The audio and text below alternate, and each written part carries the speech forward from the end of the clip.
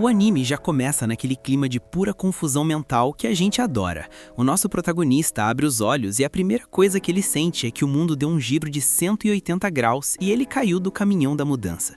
Ele tá totalmente perdido, sem saber onde se encontra, como foi parar ali ou por que o teto parece tão longe. À frente dele, uma mulher sorri com um carinho que só uma mãe tem, exalando uma aura de paz. O instinto dele grita que ela é a progenitora dele, mas o cérebro, que ainda guarda as memórias frescas da vida passada, dá erro de sistema e tela azul. Ele lembra com clareza cristalina que a mãe dele era outra pessoa, com outro rosto em outro tempo. Quando ele tenta fazer um movimento brusco, tipo levantar a mão para entender o que está acontecendo, ele toma o primeiro choque de realidade. A mão é minúscula, gordinha, rosada e totalmente desajeitada. É a mão de um bebê. Ele mal consegue coordenar os dedos, que dirá se levantar. O cara simplesmente resetou a vida e virou um recém-nascido no modo hardcore da existência. Mas calma, que a bizarrice sobe de nível. Enquanto ele tenta processar essa informação de que virou um mini-humano, algo ainda mais místico acontece. Ele percebe que consegue enxergar as próprias estatísticas, tipo um menu de RPG flutuando bem na frente da sua visão. Ele nota que o nível dele voltou pro 1 e que ele está oficialmente sem nome. Um verdadeiro personagem genérico por enquanto. A mãe dele se vira para um senhor de idade que emana uma autoridade que faria qualquer um tremer a base e o chama de Sua Majestade. O Noah, que de burro não tem nada, já saca o cenário na hora. Beleza, reencarnei na elite da elite. O vovô ali é o imperador. O velho, que não parece ser muito chegado em enrolação ou fofoca, decide ali mesmo que o nome do moleque será Noah Ararat e já carimba a testa dele com o título de 13º príncipe imperial. A realeza não perde tempo mesmo, né? O cara nasceu e em 5 minutos já tem cargo público, nome de herói de shonen e um feudo para chamar de seu. O Noah fica em choque com o título, porque ele sabe o peso político dessa parada. Ser o 13º príncipe significa ser um nobre entre os nobres, o topo da pirâmide social de uma nação inteira. Mas o imperador já manda a primeira missão. O feudo do moleque será Almeria. Para quem não conhece o mapa desse mundo, Almeria é a terra onde a galera do Clã da Água faz morada, um lugar estratégico e cheio de recursos. Assim que o imperador termina de falar, o menu de status do Noah brilha como se tivesse ganho um upgrade de luxo. A afinidade dele com o elemento água sobe para E+S. O Noah fica boiando porque ele nunca viu valores como esses em nenhum jogo ou na sua vida passada. O que diabo significa esse S ali? Será que é de super? De supremo? Antes que ele pudesse pensar, o imperador pede para um tal de Cruz, que deve ser o mago mais brabo da corte, mostrar as habilidades do Noah para todo mundo que tá na sala. O Cruz lança um encantamento de revelação e de repente os status do Noah são projetados no ar para geral ver. O susto é geral e o silêncio é ensurdecedor. O valor que o Noah tinha visto antes mudou de novo e agora tá absurdamente alto, quebrando todos os padrões conhecidos. A mãe dele comenta, toda orgulhosa e com os olhos brilhantes, que o poder dele está muito maior do que no momento do parto, o que indica um crescimento exponencial. O Cruz, com uma cara de quem viu um fantasma ou o boleto do cartão de crédito, manda a real. O moleque já despertou os poderes latentes. Todo mundo ali fica em choque total, porque ninguém nunca ouviu falar de alguém que alcance o ranking SS com essa idade, ainda mais um bebê que mal sabe o que é uma chupeta. Noah, percebendo que virou o protagonista apelão da temporada, só aceita que recebeu uma nova chance e que agora é um nobre de elite com um futuro brilhante e perigoso. O Império Mes, onde ele foi cair, é uma nação de guerreiros raiz, situada em cordilheiras brutas e geladas, com uma capital rica que vive uma verdadeira era de ouro. A riqueza lá gera mais riqueza, e a cultura floresce de um jeito resplandecente. O imperador é o patriarca de mais de 10 filhos, todos conhecidos como príncipes imperiais, venerados pelo povo como se fossem semideuses. Damos um salto no tempo, 6 anos depois. Noah agora é um garotinho prodígio e descobriu o segredo do seu sistema de status quebrado. Ele percebeu que as pessoas enxergam o poder dele de um jeito, mas para ele a interface mostra a verdade nua e crua por trás dos números. Para os outros ele é ranking SS, mas para ele aparece um +S maroto. Ele saca que essas adições vêm dos seus subordinados. É como se ele ganhasse um buff passivo por cada pessoa que jurasse lealdade a ele. Por exemplo, o S da água veio de Almeria, o feudo que ele ganhou. Outros bônus vieram das suas próprias donzelas e servos novos fiéis. Ou seja, se ele quiser ficar mais forte que o boss final, ele só precisa de mais gente trabalhando para ele. O nível dele pode aumentar de forma infinita, contanto que ele continue sendo um bom gestor de pessoas imperial. É a build perfeita para quem quer dominar o mundo sem suar a camisa. No dia a dia da mansão, o No é o auge da elegância e da fofura aristocrática. Ele sai do quarto todo arrumado com roupas que custam mais que um bairro inteiro, e as donzelas já começam o hype, elogiando como ele é educado, calmo e sereno. Elas comparam ele com outras crianças da mesma idade, que geralmente estariam destruindo os móveis, fazendo birraça ou comendo terra. Mas o No é um lorde completo. A razão é óbvia pra gente. Ele é um adulto com quilometragem de vida por dentro de um corpo de 6 anos. Mesmo assim, ele sabe que a biologia não ajuda e as capacidades físicas dele ainda estão limitadas pela estatura. Durante o café da manhã, a Eveli, uma serva que é nota 10 em hospitalidade e eficiência, avisa que o príncipe herdeiro e o quarto príncipe resolveram fazer uma visitinha de surpresa. O Noah sabe que na política imperial não dá para dar o migué em gente desse calibre. Se o herdeiro chama, você vai. Ele para de comer na hora, limpa a boca com elegância e pede para ser levado até eles imediatamente. Frente a frente com a elite da família, o Noah se ajoelha em sinal de profundo respeito. Ele conhece o Albert Ararat, o segundo príncipe e herdeiro de 29 anos, um homem que exala um poder opressor. Também tá lá o Henry Darara, o quarto príncipe, que é mais simpático e diz que o Noah, com toda essa educação precoce, um dia vai ser um excelente chanceler pro império. O Noah faz o papel de bom moço, abaixa a cabeça e diz que vai se esforçar para não decepcionar. O Albert, com aquele olhar de quem tá jogando xadrez com a vida alheia, diz que trouxe um presente de aniversário atrasado. Ele bate palmas 2 vezes e a porta da sala se abre com um estrondo, deixando entrar uma aura escura, pesada e totalmente suspeita. Um homem entra lutando para carregar o que parece ser um caixão pequeno de metal negro. Quando colocam o negócio no chão e o Albert ordena que o abram, o Noah sente o impacto na alma. Começa a ouvir gritos de agonia, lamentos de sofrimento de incontáveis pessoas desesperadas suplicando por salvação. Tudo isso vinha de uma espada que estava lá dentro, repousando como um monstro adormecido.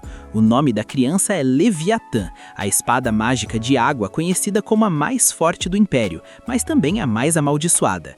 O Albert, com um sorriso de canto de boca, pede para o Noah pegar a arma. O Noah sabe que recusar um presente do príncipe herdeiro é tipo assinar o próprio atestado de óbito ou pedir para ir de base mais cedo. Então ele respira fundo e segura a espada com as 2 mãos. Ela é pesada pra caramba, parece que ele tá levantando um bloco de chumbo mágico, mas ele consegue erguer a arma. O Albert fica impressionado, mas não surpreso. Ele revela que cerca de 120 pessoas já viraram saudade, tentando dominar essa espada, morrendo de forma horrível. O Noah quase entra em pânico e as mãos tremem, mas o Henry intervém para tranquilizar o moleque, explicando que aqueles que não estão destinados a empunhá-la são mortos no momento em que a empunham. Como o Noah ainda está respirando, significa que ele passou no teste. O Albert conclui que alguém com afinidade SS de água consegue segurar a arma sem ser deletado da existência. Mas o Noah percebe a jogada suja. O herdeiro só deu a espada para testar se o irmãozinho ia sobreviver ou virar estatística. É o puro suco de toxicidade familiar. Lá fora, o Albert confessa para o Henry que tomou essa decisão porque o Noah é brilhante demais para o seu próprio bem. Ele acredita que justamente por ser tão talentoso, ele precisa experimentar o que é ser mordido pelo próprio poder ou pela sua mascote perigosa. Enquanto isso, naquela mesma noite, o Noah percebe que a Zoe, sua serva pessoal, está agindo de um jeito muito estranho, com o olhar perdido e os ombros caídos. O Noah, que tem olho clínico para detectar problemas, pergunta o que está rolando. A Zoe tenta evitar o assunto, pedindo desculpas, mas o Noah insiste com firmeza, sem dar opção de silêncio. Ela se ajoelha, começa a chorar e revela a tragédia. Houve uma inundação terrível em Dozo, sua cidade natal. A fazenda onde ela cresceu foi varrida do mapa, e a mãe dela, que vive sozinha, agora está sem teto e sem trabalho. Pior ainda, os parentes da Zoe sugeriram que a mãe dela fosse trabalhar no distrito de luzes vermelhas, tentando vender a imagem de que ela serviu a um príncipe para conseguir clientes. Noah para o discurso dela na mesma hora. Ele não aceita que o nome dele seja associado a esse tipo de coisa e muito menos que uma serva fiel passe por tamanha humilhação. Ele decide ali mesmo, com a autoridade de um lorde. Vai contratar a mãe da Zoe para trabalhar na mansão, ocupando o cargo de responsável pelo portão dos fundos, com um salário generoso de 10 rean por mês. Para você ter uma noção da caridade, isso é muito acima do padrão de mercado para um trabalho tão simples. Ele ainda libera uma casa que estava sem uso nas periferias da capital para elas morarem com dignidade. A Zoe entra em colapso de gratidão e chora baldes. O Noah sabe que se ele deixar uma ex-serva dele se vender nas ruas, o título de 13º príncipe não vai valer nada. Ele resolve o problema protegendo sua honra e ajudando quem merece. Mas o instinto de gestor do Noah não para por aí. Ele chama o seu fiel mordomo, o Dylan, e pergunta se ele estava ciente da inundação em Dozo. O Dylan confirma que sim, e o Noah manda a ordem que deixa todo mundo de queixo caído. Compre o máximo de terras que puder naquela região. O Dylan e a Zoe ficam sem entender o mindset do moleque. O Noah então explica a lógica por trás da jogada. Quando um desastre natural acontece, sempre surgem vilões, agiotas e golpistas para comprar as propriedades das vítimas por um preço de miséria, aproveitando o desespero do povo. Ele quer garantir essas terras antes que os abutres cheguem, protegendo os meios de vida daquelas pessoas. O Dylan fica em choque com a previsão e a sabedoria do Noah, dizendo que nunca viu ninguém lidar com uma situação dessas com tanta maturidade. No fundo, o Noah só lembra das coisas ruins que viu na vida passada, mas ele guarda esse segredo a 7 chaves. O problema técnico surge. O Dylan estima que essa operação vai custar cerca de 700 mil rian. A Zoe quase desmaia com o valor, já que o rendimento anual de um trabalhador comum é de apenas 120 rian. Noah faz as contas de cabeça. Somando os impostos de almeria e os presentes do imperador, ele só tem 500 mil em caixa. Faltam 200 mil. A solução do nosso prota é drástica e perigosa. Ele ordena a venda das terras que ele possui ao sul da capital, terras essas que foram um presente direto do imperador. O Dylan avisa que vender presente de rei sem autorização é um crime contra a família imperial e pode dar um BO gigantesco. Mas o Noah não volta atrás. Ele diz que os nobres têm obrigações morais e que ele está disposto a aceitar a reprimenda do pai se isso trouxer felicidade para o povo. O Dylan, vendo que o moleque tem sangue no olho e um coração de ouro, aceita a missão e agradece sinceramente, revelando que ele também veio daquela região e se sente pessoalmente tocado pela ajuda. Chega o dia da viagem para a inspeção das terras.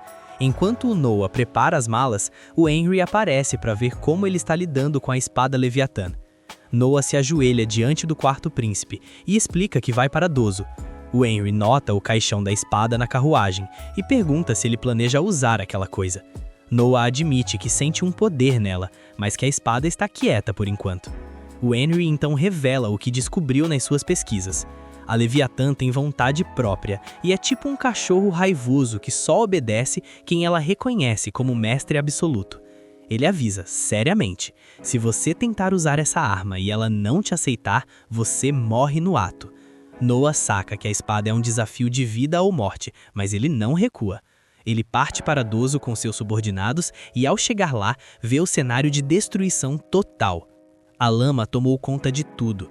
Ele ordena que o Dylan vá direto para o escritório do governo local para comprar as propriedades baseadas nas listas oficiais, já que muitos perderam os documentos físicos na enchente. Noah resolve entrar na zona de desastre disfarçado, acompanhado apenas da Zoe. Ele nota que os tubérculos plantados já começaram a apodrecer na terra encharcada, o que significa que não haverá colheita e a fome vai bater forte.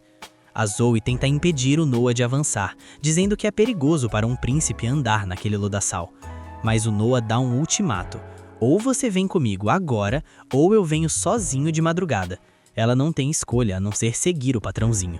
Eles chegam perto de onde o governo está distribuindo comida e resolvem pegar uma ração para inspecionar a qualidade.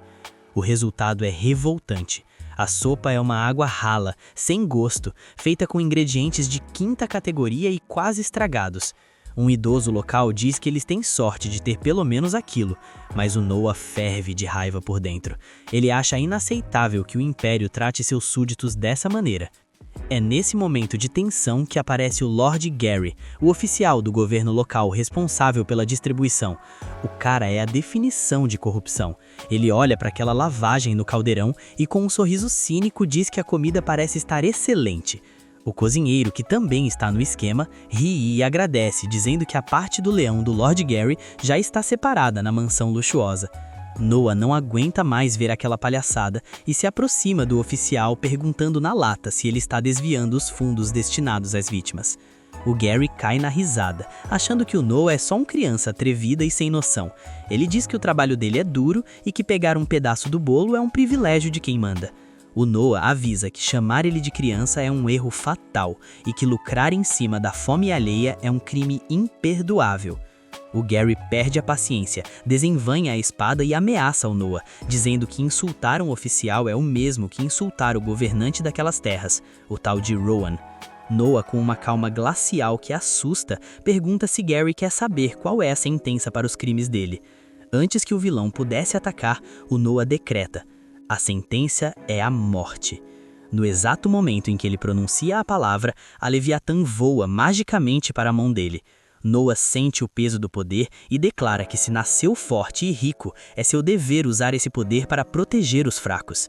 A espada reconhece a determinação do mestre e emana uma aura poderosa. Noah não hesita e decapita o Gary com um único golpe preciso. Os guardas tentam atacar para vingar o chefe, mas o Noah faz um movimento horizontal com a Leviatã e libera uma energia azul devastadora que abre um cratère imenso no chão, um buraco tão profundo que ninguém consegue ver o fim. Os sobreviventes entram em pânico total e fogem gritando por ajuda. Logo em seguida, o governante da região, Rowan Green, aparece com seus soldados, mas quando ele coloca os olhos no Noah, ele reconhece o 13º príncipe na hora e cai de joelhos, tremendo de medo. Ele explica que é um servo leal da casa do príncipe Henry e pede perdão por não saber da visita real. O povo em volta começa a sussurrar em choque, e o Rowan avisa que todos estão na presença da realeza. Em segundos, centenas de pessoas se ajoelham no barro diante do Noah. Nosso prota não perde tempo com protocolos inúteis. Ele ordena que o Rowan limpe a corrupção, confisque os bens dos comparsas do Gary e reinicie a distribuição de alimentos. Mas com um detalhe: eu quero que essa sopa seja tão grossa que a colher fique de pé dentro dela sem cair. O Rowan aceita a ordem como se fosse uma missão divina, e o povo explode em gritos de alegria e vivas ao príncipe. Quando o Noah volta para a capital, o Albert recebe o relatório de que o irmãozinho não só sobreviveu, como domou a espada lendária que matou centenas de outros. Ele começa a ver o Noah como uma peça muito mais valiosa e perigosa no tabuleiro político. O imperador também convoca o Noah para uma conversa particular. O Noah já entra na sala preparado para levar o maior sermão da história por ter vendido as terras que ganhou de presente. Mas, para a surpresa de geral, o imperador agradece ao filho. Ele revela que as ações do Noah idoso evitaram uma crise humanitária se transformar em uma rebelião, poupando recursos do império. O velho ainda pergunta como o Noah descobriu o esquema, e o prota diz que foi coincidência por causa de uma serva. O imperador ri, sabendo que o filho é um gênio, e pede para ver os status dele de novo. Quando Cruz lança o feitiço, o Noah nota que a Leviatã agora aparece como sua subordinada, e sua afinidade com a água subiu para lendário rank SSS. O imperador fica radiante e pede para o Noah continuar usando seus talentos para fortalecer a nação. A história segue com o Noah visitando a parte comercial da cidade, a Rua Hyde, onde ele ouve falar de uma cantora popular chamada Alike. Ele leva a Zoe junto e percebe que ela se tornou uma serva exemplar. Ao ouvir a música da Alike, o Noah fica encantado. Ele percebe que, embora a técnica dela possa melhorar, a alma que ela coloca no canto é algo que o dinheiro não compra. Mas a paz dura pouco. Um grupo de agiotas brutamontes invade o local para cobrar uma dívida antiga do pai da Alike. O líder do bando é um gigante de 2 metros que tenta levar a garota à força para o distrito de luzes vermelhas para quitar o débito. O dono do bar tenta impedir, mas é jogado contra a parede como se fosse nada. Noah se levanta calmamente, caminha até o palco e dá uma aula de direito imperial. Artigo 2º da lei estabelece que filhos não herdam dívidas de pais. Tentar forçar essa cobrança é um crime punível com prisão ou coisa pior. O agiota perde a linha e tenta pegar o Noah pelo pescoço, mas a Leviatã, que agora está escondida sob a forma de uma pequena adaga na manga do Noah, reage instantaneamente e cria uma barreira de energia que joga os bandidos no chão. Noah mostra quem manda e os caras fogem desesperados. O dono do bar fica em choque ao descobrir a identidade do príncipe. Noah elogia a Lick e oferece pagar 25 Ryan por mês para que ela possa viver bem, cuidar da mãe doente e focar apenas na sua arte. Ele compra o estabelecimento por 1000 Ryan ali mesmo, garantindo que ninguém mais a incomode. A garota chora de felicidade e promete dar o seu melhor. No dia seguinte, a gente já começa vendo Noah sendo preparado pelas empregadas para a visita do governador de Uwe, o tal do Dad Marley, que é basicamente o cara mais truta e bem-sucedido dos domínios dele. Aqui o roteiro explica que na família imperial é tradição dropar uns feudos para os príncipes governarem, tipo um tutorial de administração. Os habitantes veneram o príncipe como se fosse um admin único e legítimo do servidor, e o Dad Marley, que nasceu em Armélia, não era exceção. A gente vê o Dad prestando aquele respeito básico ao Noah, mas nosso moleque prodígio já manda ele sentar e ficar à vontade. Essa é a segunda vez que eles se encontram em 1 ano e meio, desde que o Noah virou o dono daquela área. O Noah, direto ao ponto, pergunta como tá o farm no território, lembrando que deixou o cara encarregado de gerenciar as águas de Uwe. Mas aí, nosso pequeno percebe que o Dad travou, tipo lag de conexão, e não responde. O Noah, que não é bobo nem nada, deduz que a coisa tá feia. Ele conta pra gente que Uwe é uma zona de farm de grãos na curva de um rio gigante, que às vezes resolve alagar tudo. A ideia era estabilizar isso, por isso ele pergunta qual é o BO. O Dad, com aquela amargura de quem perdeu uma ranqueada, responde que ainda não liberaram o orçamento. O Noah acha isso impossível, afinal era um decreto imperial, tá ligado? Mas o Dad interrompe dizendo que o Ministério das Finanças tá metendo o louco e colocando travas. Sabendo disso, o Noah manda o famoso "siga meus bons". E assim eles chegam no escritório do ministro das Finanças, o Maverick, que tá lá enchendo a pança, tranquilando. O Noah não perde tempo, já manda real sobre a retenção da grana para as águas de Uwe. O Maverick diz que tem um grande motivo para isso, mas o Noah já solta o aviso. Se a resposta for "você criança e não entenderia", é melhor nem abrir a boca. Sim, pro tamanho dele, o moleque impõe uma presença absurda. Diante disso, o Maverick responde que, por causa da inundação do ano passado em Uwe, Sua Majestade isentou o povo de impostos por 1 ano. E agora o ministério tá cobrando essa economia, entre muitas aspas. O Noah olha pra ele tipo, tá me tirando? E pergunta se ele o toma por otário. Se o imperador permitiu não pagar impostos é porque não tinha o que arrecadar. Foi um gesto nobre, não um empréstimo. Mas esse gordo inútil do Maverick fala como se a grana existisse.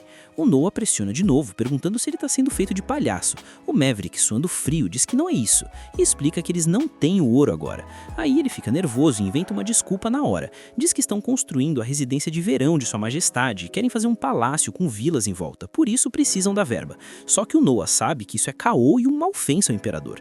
O Noah confronta o cara na hora por negar dinheiro para evitar inundações só para construir um palácio, perguntando se ele quer fazer o pai dele parecer um imperador sem noção, e manda aquela intimidação básica. Quer que eu troque uma ideia sobre isso com o imperador agora? O Maverick vai de joelhos pedir desculpas na hora. O Noah exige que liberem a grana pra ontem, e o Maverick grita para os subordinados fazerem a transferência. O Dad assistiu tudo de camarote, chocado com como o moleque dobrou o ministro sem nem suar, e admite que sente vergonha por ter recorrido ao título do príncipe, declarando sua total admiração e prometendo voltar pra Uwe para tancar as inundações. Lá fora chega um cavaleiro avisando que Sua Majestade quer ver o Noah agora mesmo. Corta para ele se apresentando diante do rei. O pai dele já pede para cortar as formalidades e começa parabenizando pelo que aconteceu com Uwe, porque contaram que o Noah amassou o Maverick. Nosso pequeno fica surpreso com a velocidade da fofoca. O rei manda call de que informação é uma arma e ele tem que manter isso sempre afiado. O Noah não entende muito bem, mas diz que só fez o dever dele. O rei avisa que esse dever não é fácil, já que tem muito charlatão e puxa-saco por aí, e poucos conseguem entregar resultado com naturalidade. O pai chega perto, faz um carinho na cabeça do Noah e diz que ele é impressionante para quem só tem 6 anos. Manda ele ficar de pé. Aí ele pergunta se aquela espada ali é a Leviatã, porque parece ter encolhido. Enquanto ele observa, o Noah percebe que a própria casa dele faz parte da rede de inteligência do pai. O rei reconhece o poder do Noah por conseguir controlar a espada. Nosso pequeno lembra daquela vez que quase transformou geral em saudade, mas conseguiu segurar a onda. O pai diz que ele precisa aprender a manusear essa espada logo, por isso chamou um instrutor. Aqui somos apresentados ao Daemon, um nobre mestre espadachim do Império. O rei afirma que não tem ninguém no nível desse cara, então pede pro Noah treinar pesado. O Daemon pede um X1 amistoso ele mesmo, só para avaliar o potencial, não a técnica. O rei aceita de boas e a gente vê os dois frente a frente. O Noah puxa a Leviatã, mas a espada começa a bugar e se agitar. Nosso pequeno entende o recado e parte pro ataque. O Daemon bloqueia fácil, tipo, tente outra vez. O Noah recua e nesse meio tempo, a Leviatã mostra flashbacks dos donos anteriores e o Noah entende que esses caras eram guerreiros tryhard. Ele se lança de novo contra o Daemon e num movimento rápido consegue desarmar o mestre. Depois disso, o cavaleiro Damien pede desculpas ao rei, dizendo que não tem nada para ensinar para o príncipe. Ele explica que apesar de ter a força de uma criança, a técnica dele foi suficiente para desarmá-lo, o que prova que ele já manuseia a espada como um mestre e seria insolência tentar ensinar mais. Ouvindo isso, o rei começa a rir e diz que o vosso protagonista é incrível, todo orgulhoso. Por causa disso, ele confia ao Noah a seleção de cavaleiros desse ano. O Noah nem questiona e promete cumprir a missão. Agora rola aquela explicação de lore. A seleção de cavaleiros é um evento gigante anual no Império, onde o caminho da espada é a única forma de subir de elo social. Guerreiros de várias regiões lutam até a morte na capital e os vencedores viram cavaleiros, entrando para a classe alta. O Noah revela que a primeira missão de um cavaleiro é obedecer ao seu examinador. Então, se ele conseguir recrutar um cavaleiro OP, ele fica mais forte. O rei pergunta qual método ele vai usar. O Damien sugere um Battle Royale ou eliminação direta. O Noah ignora e pede só uma coisa: cancelar as eliminatórias regionais e fazer todo mundo lutar na capital, na frente dele. O rei pergunta por quê, e o Noah explica que o Império é grande demais, ele não consegue vigiar as regionais e seria vacilo perder um talento Tier S por algum motivo besta. O rei autoriza e diz que confia no critério dele. Agora no palácio, o Noah pergunta pra Zoe se tem algum aspirante da aldeia dela pra seleção.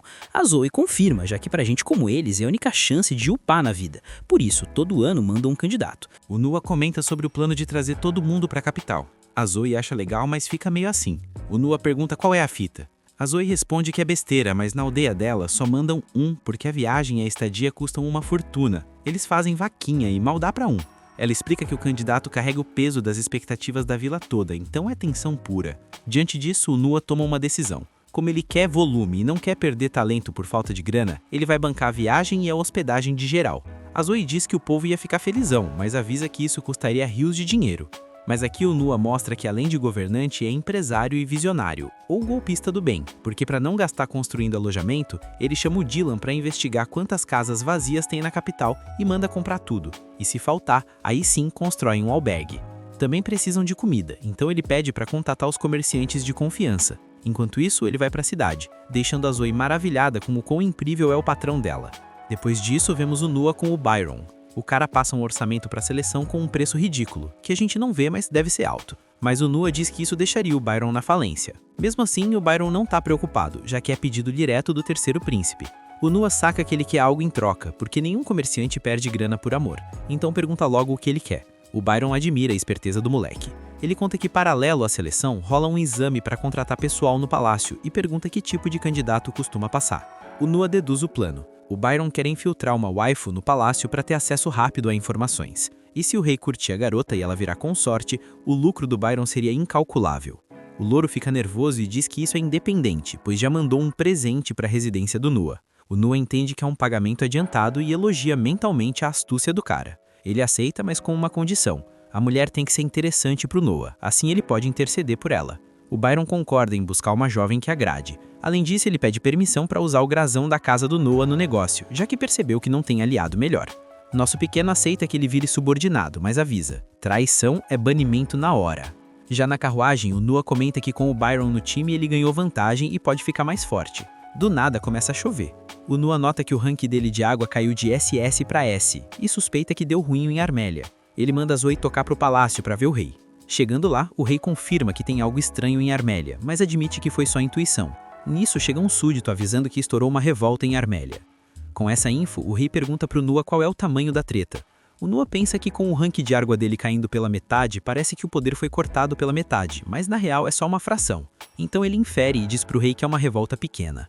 O rei confirma. Os reportes falam de umas 5.000 pessoas. Ele pergunta se o Noah quer ir lá resolver a parada ao território dele. O Noah responde que sem chances, afinal ele é uma criança e não tem XP de campo de batalha, além de não saber se os soldados vão obedecer. Ele sugere mandar qualquer um dos irmãos. O pai fica surpreso com a recusa, mas aceita, e pergunta quem ele sugere. O Noah, sem hesitar, responde: Henry. O pai pergunta por quê. O Noah diz que pela magnitude o lógico é um ataque frontal, especialidade do Henry, que é o irmão mais precavido. O rei concorda com a escolha esplêndida e manda chamar o Henry. Vemos ele junto com o nosso protagonista a caminho do local. O Henry pergunta se ele vai mesmo deixar passar essa chance de farmar mérito, lembrando que no Império acumular conquistas militares abre muitas portas. O Noah se justifica dizendo que foi tudo muito repentino e ele não tá buildado para isso, e que provavelmente só ia fazer os soldados irem de base à toa. O Henry reconhece a atitude precavida. Mas aí do nada o Noah sente a Leviatã apitar perigo. Ele manda parar a carruagem agora. O Henry pergunta o que houve. O Noah explica que a espada reagiu, o que significa que o alvo é ele. O Noah, não querendo envolver o irmão, sai correndo da carruagem ao mesmo tempo que vários círculos mágicos de água aparecem no chão e capturam ele. São assassinos cercando o moleque, mas nosso prota se liberta do feitiço com escudos. Um dos assassinos manda finalizar o garoto. Eles partem pra cima, mas o Noah usa Leviatã e derrota geral com um único corte. Com os inimigos no chão, o Henry se aproxima para ver os corpos. Ele menciona que, segundo os informantes, os rebeldes eram soldados a cavalo, mas não imaginava que teriam gente desse tipo. Ele lamenta não poder interrogar, mas o Noah tranquiliza, revelando que não mandou ninguém pro lobby, só deixou inconsciente, usando a intimidação da espada. Ele pede pro Henry cuidar deles e pergunta sobre essa história de soldados a cavalo, lembrando que Armélia quase não produz montarias militares. O Henry confirma, e isso acende uma lâmpada na cabeça do Noah. No dia seguinte, ele chama o Byron e pergunta se ele negocia perto de Armélia. O Byron confirma. Antes de continuar, o Noah avisa que se vazar algo dali, ele vai ser executado. O Byron aceita o risco. O Noah revela que está rolando uma rebelião em Armélia e que a força principal deles é soldados a cavalo. Mostrando uma maleta, ele diz que tem 10.000 rines e manda o Byron comprar todo o forume, comida de cavalo, da região. O Byron aceita, mas pergunta sobre a comida para os homens. O Noah manda esquecer isso. Ele explica que Armélia não tem indústria equine e, segundo Henry, devem ter importado os cavalos. Além disso, roubar comida dos aldeões tem limite. Com isso, o Byron entende o plano. Se comprar comida para os soldados, haveria saques. Mas sem comida para os cavalos, a mobilidade deles acaba. O Noah confirma. O Byron, vendo o olhar sério do Noah, entende a jogada e reconhece a audácia, elogiando o brilho do moleque. Ele sai prometendo começar a operação já. Estando sozinho, o Noah supõe que com isso a batalha do irmão vai ficar no modo easy. No dia seguinte, Noah aparece frente ao rei, tipo aquela cena tensa de anime onde tu já sabe que coisa grande vem aí. Sua Majestade manda a real. Conseguiram fazer os assassinos da noite passada abrirem o jogo rapidinho demais, o que já liga o alerta. Eles confessaram que o plano dos rebeldes era sequestrar Noah e usar o moleque como moeda de troca. O rei nem questiona muito a veracidade, justamente porque os caras entregaram tudo fácil demais. Aqui ele até reconhece a astúcia de Noah, mas manda um relaxa, dizendo que tem seus próprios métodos para descobrir se aquilo era verdade ou só papo furado. Ainda assim, como pai, ele sente um alívio gigantesco por não terem conseguido capturar o filho, porque se isso tivesse rolado, o Império estaria num dilema daqueles que dá dor de cabeça até por protagonista mais bufado. No meio disso tudo, o rei comenta a estratégia de foragem, e isso deixa Noah de queixo caído. Tipo, o rei já sabia de tudo, mesmo a ordem tendo sido dada há poucos instantes. Nosso prota fica em choque. Então o rei explica que, diferente da ordem que Noah deu, qualquer outro comandante teria pensado em isolar os inimigos, cortando totalmente o acesso à comida para fazer os rebeldes morrerem de fome. Inclusive, o príncipe Albert sugeriu exatamente isso, deixar os rebeldes passarem fome como castigo. Só que ele não previu que os caras iam simplesmente saquear os aldeões, então acabou apenas cortando o alimento dos cavalos. O rei reconhece que a atitude de Noah foi digna de admiração, mas ele não aceita os elogios assim tão fácil. O rei então começa a pensar numa recompensa. Depois de refletir, solta a bomba. Vai autorizar Noah a adicionar uma espada ao seu escudo de armas. Nesse momento, o choque é geral. Pra quem não tá ligado, o Império é basicamente um país full guerreiro, e usar uma espada num escudo sem permissão direta do Imperador é crime pesado, coisa que pode até te fazer ir de base oficialmente. Agora, quando o próprio rei te concede isso, é simplesmente a maior honra possível. Sem enrolar, Sua Majestade manda a Cruz emitir um decreto oficial carimbando tudo. Mais tarde, Noah se encontra com Byron. Ele explica que o forragem próprio para transporte é bem escasso, mas como ele conhece as rotas de entrega, não foi tão difícil assim resolver. Além disso, ele traz info quente sobre Kaf, o líder dos rebeldes. Pelo visto, o cara é extremamente rancoroso e vai fazer qualquer coisa para alcançar seus objetivos. Byron então manda aquele aviso clássico de amigo preocupado. Mesmo que pareça bobo, toma cuidado. Nesse exato momento, uma criada interrompe os dois, avisando que tem um homem gravemente ferido na entrada, dizendo que traz um informe urgente. Noah vai direto falar com ele.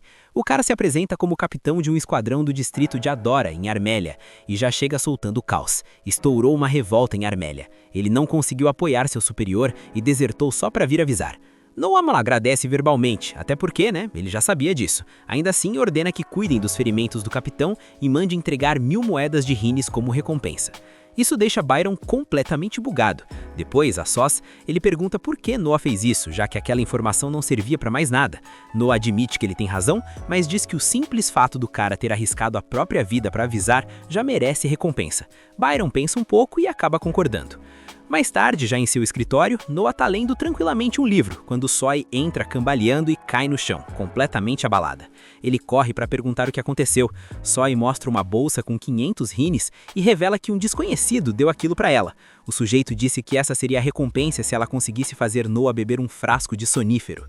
Nosso prota entende na hora que o plano era dopar a bebida para ele apagar bonito. Sabendo que os rebeldes estão por trás disso, ele pergunta por que ela trouxe aquilo até ele. Soi responde que simplesmente não consegue traí-lo. Ela agradece pela ajuda que Noah deu à sua mãe e ao seu povo, mas entre lágrimas confessa que o desconhecido ameaçou matá-la se ela não obedecesse.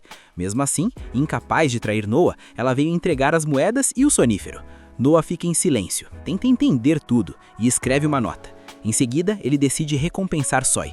Se os desgraçados tentaram comprar a traição dela por 500 rines, ele, como bom senhor, vai adicionar um 0 a esse valor. Calma, não a esquerda para ferrar tudo, mas a direita para recompensar de verdade a lealdade dela. Soi diz que não pode aceitar, mas Noah insiste. Ela acaba aceitando, agradecendo entre lágrimas pela generosidade. Só que agora Noah precisa que ela faça algo para ele. Ele diz que vai tomar o frasco e pede que ela entregue quando ele ficar inconsciente. Soi recusa no começo, entra em pânico, mas no fim aceita. Depois disso, Noah manda ela se esconder, porque esses lixos podem tentar silenciá-la. Soi, ainda insegura, pergunta o que ele pretende fazer. E aí, corte seco de cena. De repente, vemos Noah despertando em um lugar estranho. Ele ouve os bandidos conversando, planejando apunhalá-lo com uma espada curta bem estranha, mas resolvem não usar ainda, porque o Sr. Kafun mandou deixar isso como último recurso. Com isso, eles não fazem nada por enquanto.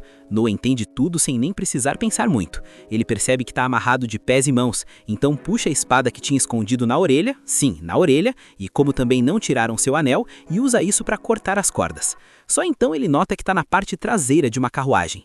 Antes de agir, ele pede para Leviatã mostrar suas memórias. Aí vemos que depois que ele apagou por causa do sonífero, os bandidos entraram, amarraram e Soi conseguiu fugir a tempo. Eles não a seguiram para não chamar a atenção dos guardas. Depois jogaram Noah na carruagem e meteram o pé. Com tudo isso esclarecido, Noah entende a situação e se levanta diante dos bandidos, que estavam acampados como se nada tivesse acontecido. Um deles reclama, perguntando quem foi o idiota que amarrou ele tão mal. Sem medo algum, os caras se aproximam e provocam, perguntando se Noah quer lutar, lembrando que da outra vez seu irmão o salvou, mas agora ele tá sozinho, solinho, sem plot armor de amigo. Só que Noah responde do jeito mais seco possível. Com um único ataque, ele silencia o falador, que basicamente foi de base instantâneo. O clima pesa na hora.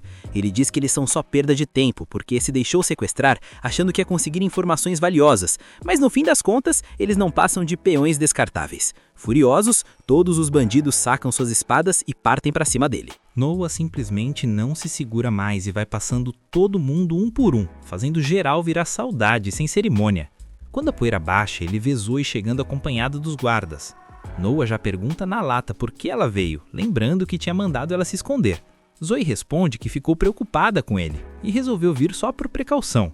Mas agora tá ali, completamente surpresa, vendo que o garoto resolveu tudo sozinho, sem precisar de ninguém.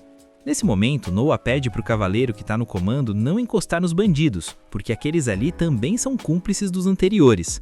Só que, quando um soldado vai mexer em um dos corpos, uma espada cai no chão. O cara já ia pegar a arma, mas Noah manda parar na hora e ordena que todos recuem. Graças a Leviatã, ele consegue ver o miasma da maldição escapando de dentro daquela espada. Instantaneamente, Noah reconhece. É uma espada carregada com o rancor do ferreiro que a forjou, ainda vivo ali dentro. Todo mundo fica em silêncio, esperando para ver o que esse monstrinho vai aprontar agora. Noah conversa com Leviatã e pergunta se ele consegue fazer algo. A resposta vem sem palavras. A espada começa a brilhar e libera todo o miasma sombrio acumulado, disparando como um projétil em direção a um lugar distante. Aquilo atravessa as nuvens, corta o céu, sobe até o espaço e, em questão de segundos, chega ao destino. Sim, atravessando em cheio a testa do sujeito que forjou a espada, que, convenientemente, era ninguém menos que o líder dos rebeldes. Isso mesmo, o Sr. Kafun foi de base assim em modo sniper espiritual, sem nem entender o que aconteceu. No dia seguinte, Noah já está reunido novamente com o rei. Sua Majestade o parabeniza mais uma vez e pergunta se ele usou sua espada naquela façanha absurda. Noah confirma e explica que usou o rancor da espada como sinal, apontando para o dono dela e disparando um ataque de longa distância com Leviatã. Com a morte do líder, a rebelião de Armélia foi esmagada em questão de instantes por Enri, encerrando o problema sem esforço extra. Agora vemos Noa em plena audiência, diante do rei e dos nobres, discutindo o destino dos envolvidos na rebelião. Levado pelo calor do momento, o rei ordena preparar bois e cavalos, afirmando que vai esquartejar todos eles. A galera da corte aplaude a decisão, achando aquilo o máximo. Só que Noa, com uma confiança absurda para alguém do tamanho dele, discorda. O salão inteiro cai num silêncio mortal. O rei pede uma explicação. Então, Papi Noa explica calmamente que o castigo deve seguir a lei, e a lei imperial diz o seguinte: pena de morte para o líder, enforcamento para parentes e cúmplices diretos e decapitação para o restante, de acordo com o nível de envolvimento. Além disso, ele ressalta que, apesar de esquartejar ser uma expressão comum, isso simplesmente não existe na legislação imperial. O rei rebate dizendo que eles mancharam sua honra. Noa, tranquilo como quem está lendo um manual, responde que se o próprio imperador violar a lei, o ordenamento público vai pro ralo. Por isso, pede que ele reconsidere. Depois de ouvir tudo, o rei reconhece o erro e agradece por ter sido corrigido. A galera fica em choque. Mesmo assim, o rei afirma que um castigo leve não satisfaz, então aplicará a pena máxima permitida pela lei, sem chance de redução. Pergunta Noa se ele concorda. O garoto responde que não tem objeção alguma. Com isso, o rei passa a responsabilidade ao primeiro-ministro. O público continua completamente atônito, não só pelo fato de Noa ter corrigido o próprio imperador, mas porque ele é só uma criança e nem piscou. Começam a chamá-lo de gênio enviado pelos céus, um prodígio de verdade. O rei então se levanta e agradece a Noa por impedir que ele manchasse seu próprio nome. Como recompensa, anuncia que vai conceder a ele um título. Diz que qualquer um de seus filhos poderia aconselhá-lo, mas estar certo é uma virtude rara. E para que todos conheçam a sabedoria de Noa, concede a ele o título de sábio. A sala inteira fica fascinada. Noa agradece ao pai, dizendo que é uma honra imensa receber esse título. O rei comenta que gostaria que ele tivesse nascido alguns anos antes, mas o público já está ocupado demais bajulando o príncipe sábio para ligar para isso. Mesmo assim, desejam a ele uma longa vida. O rei então pergunta se Noa já escolheu os métodos que usará para as eleições. Noa responde que já tem algo em mente, mas vai mostrar em outro momento. Mais tarde, vemos Noa tomando chá, cercado por 4 ajudantes segurando baldes de água. O rei está na frente dele e pede que joguem a água. Assim que fazem, o anel de Noa ativa e cria uma proteção perfeita, nenhuma gota encosta nele. O rei explica o método de seleção. Ele vai deixar que o ataquem e decidirá com base em quem mais o impressionar. O rei diz que não esperava nada menos dele. Assim, Noa não vai se cansar muito e consegue aguentar toda a seleção, embora exista o risco de alguém quebrar sua defesa. Mesmo assim, Noa aceita esse risco. Ele ainda revela que está preparado para enfrentar um oponente extremamente poderoso. O rei fica surpreso, mas sorri orgulhoso da coragem do filho, digna de um verdadeiro príncipe sábio. Mais tarde, o rei conversa com o primeiro-ministro. Ele menciona aquele comentário: gostaria que você tivesse nascido alguns anos antes, perguntando se o rei não achou que passou do ponto. O rei apenas sorri e diz que não vê problema algum em ter sido aconselhado ali mesmo pelo próprio filho, que ainda derrotou o inimigo sem nem pisar no campo de batalha. Reconhece, porém, que isso é algo sem precedentes e confirma o que já suspeitava. A espada do Noa tem um poder simplesmente aterrador. Então ele chama o ajudante Cruz para trazer aquilo. O rei explica que, segundo a lenda, o verdadeiro selo de Leviatã jamais deve ser quebrado, mas ele acha que talvez nem o Noa seja capaz de fazer isso. Confiança total do pai, diga-se de passagem. E já chegamos naquele pique com o torneio rolando solto. Se liga que a seleção de cavaleiros é o evento mais hypado do ano no Império Myris. Pra quem não manja, Myris é uma palavra antiga que significa guerreiro, e o lugar faz jus ao nome, sendo a nação dos brabos, onde o único jeito de subir na vida e ganhar cargo alto é no puro mérito militar. Essa peneira de cavaleiros é o que define o destino da galera. O exame sempre atrai uma multidão, mas esse ano o hype passou do limite, porque um dos príncipes decidiu ser o examinador, algo que nunca tinha rolado antes. A galera brotou em peso só pra tentar ver o cara por um segundo, e lá está o nosso protagonista, o Noa, jogando o fino da calma, tomando sua xicrinha de chá enquanto um candidato tenta acertar ele de todo jeito, mas não arruma nada contra o escudo do príncipe. O cara bateu tão forte e de forma tão bruta que a própria espada dele foi de base, quebrou todinha. O público já começou a achar que era perda de tempo, porque ninguém conseguia nem triscar no príncipe sábio. O imperador também tá lá de olho no evento, sentindo que o clima tá muito mais eletrizante que o normal, mas ele tá focado mesmo no resultado. Esse torneio serve pra garimpar talentos e ele tá doido pra ver quem o Noah vai draftar pro time dele. Com certeza vem coisa boa por aí. Outro participante tentou dar um show usando magia, um negócio visualmente absurdo e muito poderoso, mas por mais bufado que fosse o ataque, não fez nenhum risco no escudo do Noah, que continuava lá focado no seu chá. E como o sol já estava indo de arrasta pra cima e a noite chegando, parecia que ninguém ia passar no teste hoje. Porém, ainda restava uma última candidata e a senhorita para bem na frente do nosso príncipe. Dava pra ver que ela estava com o nervosismo no talo, mas tentou manter a pose e quando soltou o ataque, o Noah teve que spawnar o escudo instantaneamente. Só que não adiantou nada, porque a mina simplesmente quebrou a defesa dele. Ela viu que ainda dava pra atravessar e botou mais pressão e força, até que o escudo virou patê, estraçalhado no chão. O problema é que, sem querer, ela acabou dando um corte no Noah. Na mesma hora, ela entrou em choque, começou a pedir desculpas desesperada e cheia de medo, mas os guardas já cercaram a coitada e não deixavam ela nem respirar. A galera já estava imaginando que ela ia ser banida da vida por ter ferido o príncipe. Mas o Noah se colocou na frente e mandou soltarem a garota. Logo em seguida, ele perguntou o nome dela e ela respondeu que era Shirley Grants. Para surpresa de geral, ele mandou um "Você passou". O Noah disse que não tinha revelado os critérios antes, mas que ela estava aprovada e pronto. Quando o povo viu que ele estava perdoando quem machucou ele, geral ficou em choque com a grandiosidade do cara. E o Noah não parou por aí, já meteu o convite para ela ir na casa dele, comentando que a armadura dela era top. A Shirley explicou que aquela build estava na família dela há gerações. Mas antes de continuar o papo, ela perguntou se era sério o que tinha passado e se não ia rolar um castigo. O Noah mandou a real. Ferir ele sem querer não é crime, até porque foi ele quem deu a ordem para atacarem com tudo. Nesse momento, ele pediu para ela levantar e repetir o ataque. A Shirley ficou meio sem entender nada, mas ele lembrou que um cavaleiro precisa obedecer às ordens de seu mestre. A Shirley pediu desculpas e seguiu o comando, se concentrando o máximo que podia. Ele subiu o escudo de novo, mas dessa vez o ataque dela não fez nem cócegas. A mina ficou bugada e o Noah explicou que se ele quisesse, teria se defendido antes tranquilamente. Ele não foi ferido por acidente e reforçou que o dever do cavaleiro é a lealdade absoluta. Ao atacar ele para valer, ela provou que não ia ficar se contendo por medo do status dele. Ela foi pra cima com sangue nos olhos mesmo depois de ter visto sangue, e isso pra ele é o talento necessário. Vendo a determinação do príncipe, a Shirley ajoelhou e jurou lealdade eterna. Foi um gesto meio teatral, mas o Noah curtiu. Além disso, quando ele checou os status dela, viu que a mina tinha dado um baita buff nos parâmetros dele. Logo depois bateram na porta. O Wood trouxe um médico pra dar um check-up no nosso prota, e o Noah achou que eles estavam sendo exagerados demais. O doutor avisou que, por sorte, o corte não atingiu ossos nem tendões, o que deixou a Shirley bem mais relaxada. Por outro lado, ela comentou que era bizarro como curavam cortes ali, já que na vila dela nem existia médico. O Noah ficou intrigado e perguntou o que faziam com os doentes lá. E a Shirley contou que uma anciã rezava por eles para purificar o mal. O doutor explicou que isso é o padrão em vilas mais pobres. E ouvindo isso,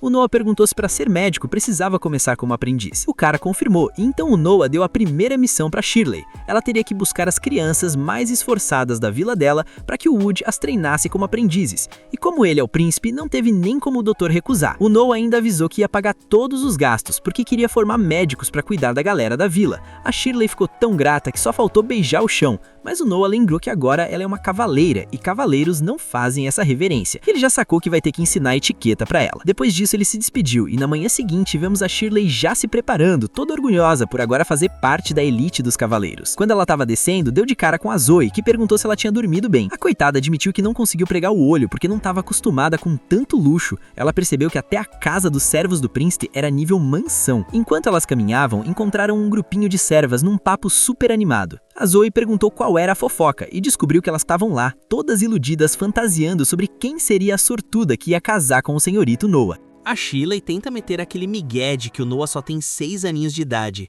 mas as servas já cortam o barato dela na hora.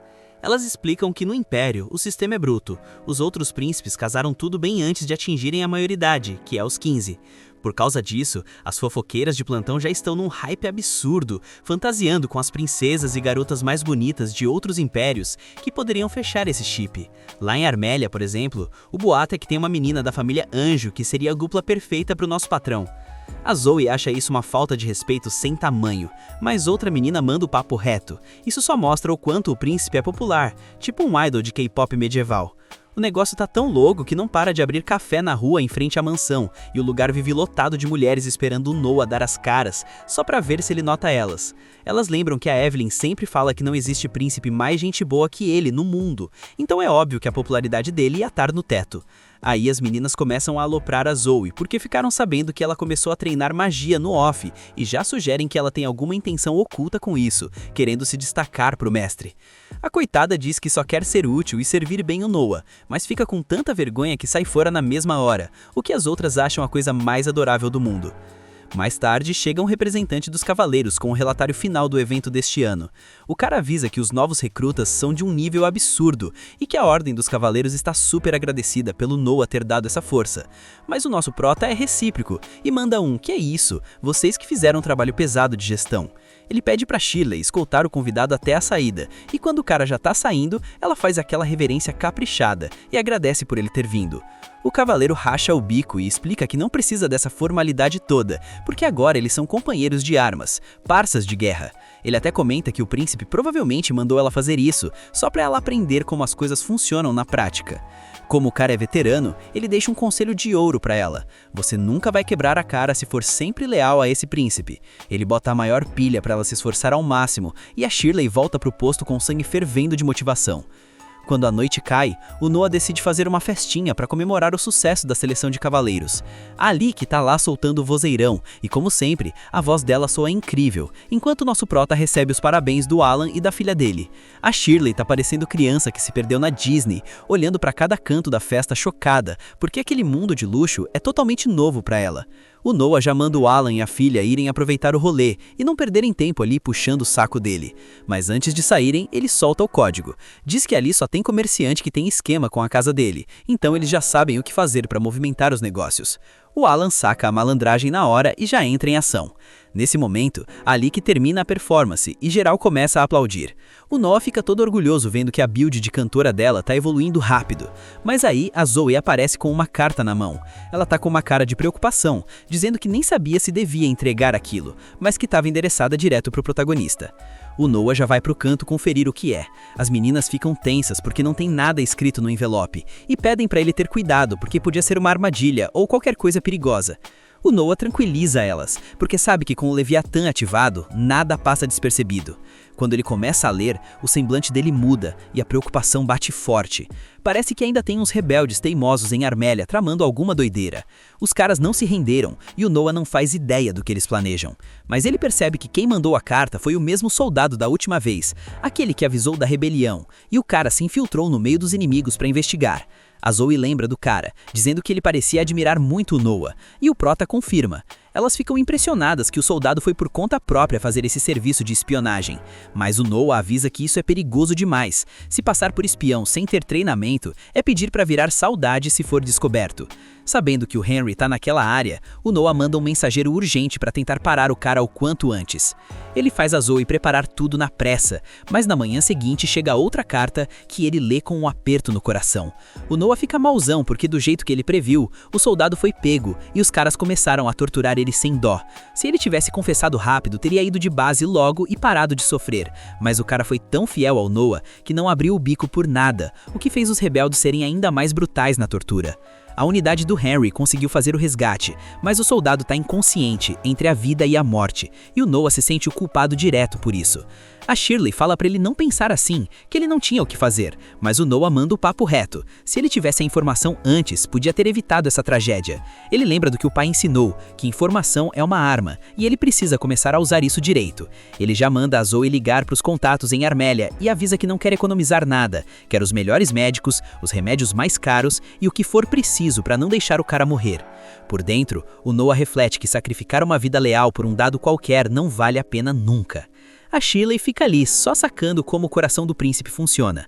No dia seguinte, ela volta a ser a escolta pessoal dele e tá toda empolgada de novo porque tá vendo coisas que nunca imaginou na vida, mas o Noah pede pra ela focar porque eles estão em horário de serviço.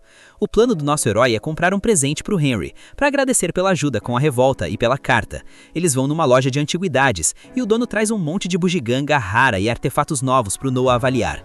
O Noah olha tudo, mas o olho dele brilha quando vê uma parada que está coberta por um pano. Ele pergunta o que é aquilo, e o comerciante já puxa o saco, dizendo que o príncipe tem um faro de mestre. Quando tiram a manta, aparece uma estátua de vidro de uma mulher que é a coisa mais linda do mundo. É uma peça única, feita por um artesão lendário chamado Lindsay, um negócio de outro nível. Essa parada de vidro aí é técnica perdida, nível relíquia de evento limitado. O comerciante manda o papo de que só existem 2 estátuas da deusa iguais a essa no mundo todo. O Noah dá aquela analisada de pro player, olha de cima a baixo e fica hipnotizado pela peça. Ele decide levar na hora e pergunta se 10.000 pratas tá suave. O dono da loja quase cai para trás de alegria, diz que com certeza, mas o Noah é tão brabo que entrega bem mais que os 10.000. O extra é a gorjeta, porque o cara trouxe um item lendário pro shopping do príncipe. Só que aí, do nada, quem aparece? O Oscar, outro irmão do Noah. Ele soube que o caçula estava batendo perna ali perto e resolveu dar um salve. O Oscar já chega perguntando se ele achou algum loot valioso, mas quando bate o olho na estátua, o clima muda. O cara fica até meio murcho, porque ele já tinha a primeira das 2 estátuas que existem no mundo. Ele estava doido para colecionar o set completo e agora viu que o Noah dropou a peça que faltava. E aí, o que o Noah faz? Tu não vai acreditar. O moleque simplesmente pega a estátua e estraçalha ela no chão.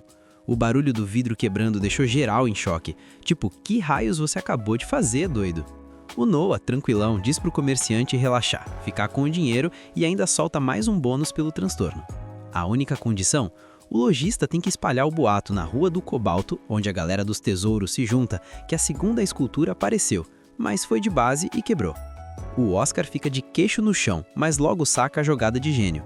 Agora que a estátua dele é a única que sobrou no mundo inteiro, o preço dela vai disparar para o infinito. É o puro suco do capitalismo. Escassez gera valor. O Noah diz que tesouros são de quem chega primeiro, e embora sinta um pouquinho de pena da obra da escultora, o que importa é o lucro do irmão. O Oscar admite que só foi ter esse raciocínio depois de adulto, e confessa que está devendo uma pro maninho. Ele se despede, e o Noah volta pro dilema de ter que escolher outro presente. Na saída, o Noah percebe que a Shirley tá com aquela cara de não tô tancando. Ele pergunta o que foi e ela confessa que, embora entenda a lógica, destruir um tesouro daqueles foi bizarro. Mas o Noah manda a Red Pill definitiva. Shirley, tesouros de verdade são outra coisa. Aquilo era só um objeto. Ele explica que tesouro real é quem arrisca a vida para trazer informação, quem se mata de trabalhar para não quebrar a confiança dele, ou quem jura lealdade e dá o sangue para ajudar por menor que seja o esforço. Ele olha fixo para ela e solta.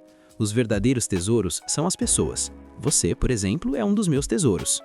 A Shirley fica sem reação, com o coração errando a batida, enquanto Noah diz que ela aprendeu muito sobre ele nesses dias. Ele sai caminhando, e a mina fica ali, embobada, achando que ele parece um rei épico saído de um teatro. Ela sai correndo atrás dele, toda feliz, gritando que vai seguir ele pro resto da vida. Por dentro, o Noah só pensa que quer farmar ainda mais tesouros humanos para quando ele crescer e for pros seus próprios domínios. E se liga no time skip. A gente dá um salto de 6 anos no tempo. O Noah agora tá com 12 anos, com aquela vibe de príncipe sábio evoluída, e tá se despedindo de boa parte das suas servas para seguir para uma nova fase. Mas o vídeo de hoje vai ficando por aqui. Comenta a palavra parte 6 para eu saber que você acompanhou até aqui e quer ver o desenrolar dessa treta, que eu vou te dar um coração no comentário. Se inscreve e ativa o sininho para não perder o próximo capítulo. Deixa o hyper que vai ajudar muito o canal. Sem mais delongas, Rebobina se despede e até a próxima!